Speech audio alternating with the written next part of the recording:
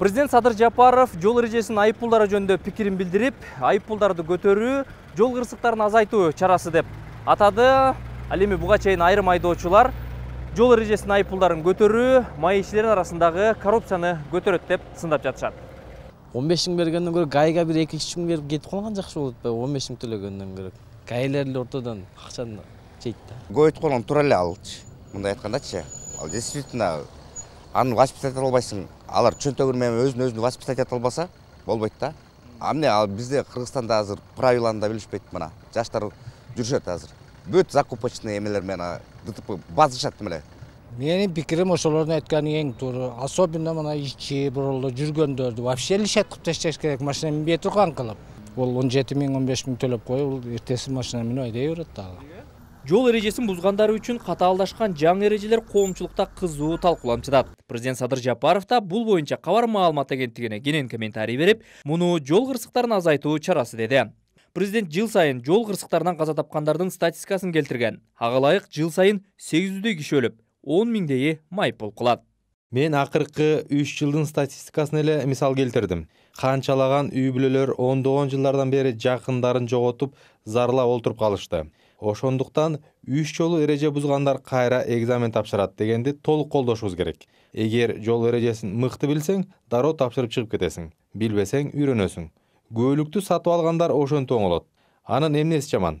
Мындан сырткары айрым байлардын балдары ылдамдык 100 деп көрсөтүп турган жерден 240 менен айдап келгенин көрүп жатабыз.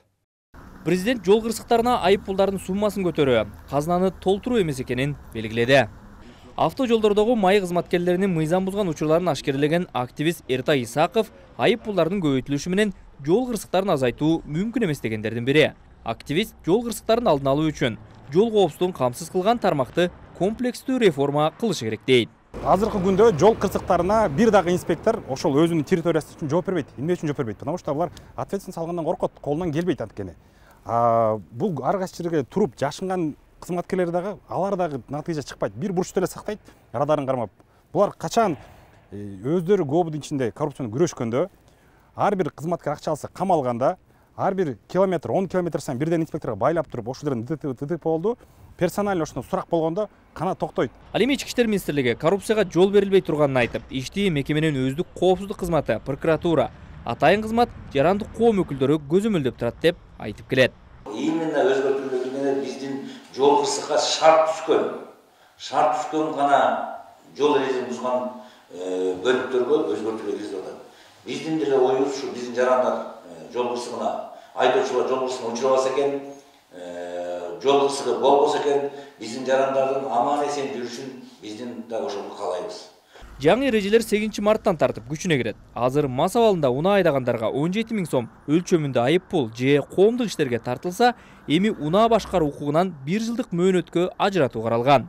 Эгер айдоочу бул жорукту экинчи жолу кайталаса, автоунаасы убактылуу алынып, өзү 3 жылдык мөөнөткө унаа башкаруу укугунан ажырайт. 8 марттан тартып 3 жолу кайталап жол эрежесин бузган айдоочулар кайрадан сынак тапшырууга жөнөтүлөт.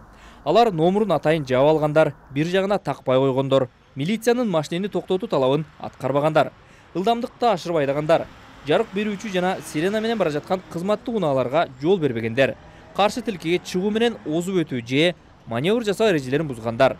Эгерде айдоочунун аракетинде кылмыштын белгилери жок болсо, адамдын ден соолугуна зыян келтирүү менен жол эрежесин бузгандар, машинесин мас абалындагы же рульга отурууга укугу жок адамдарга бергендер.